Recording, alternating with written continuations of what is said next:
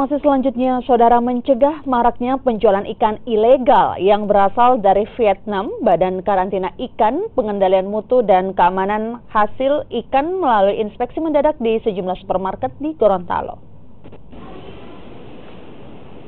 Sidak dilakukan di beberapa supermarket yang rentan menjual ikan ilegal dari negara luar.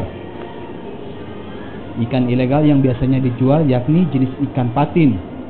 Peredaran ikan patin ilegal diketahui telah masuk di sejumlah wilayah Indonesia. Ikan patin yang berasal dari Vietnam ini sudah melebihi standar, yakni 7.000 hingga 8.000 ppm.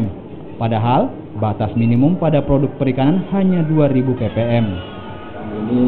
Lori ini adalah ilegal masuk ke Indonesia, tidak melalui izin BKIPM, KP, belum pernah mengeluarkan izin untuk impor produk ini.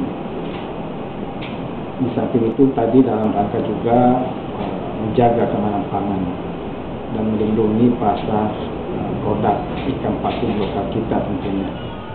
Dalam sidak ini tidak ditemukan adanya ikan patin ilegal, namun BKPM akan tetap melakukan pemantauan secara berkala. Ikan patin ilegal ini sangat beresiko dan membahayakan kesehatan jiwa jika dikonsumsi. Muhammad Kaida, Kompas TV, Gorontalo. Dari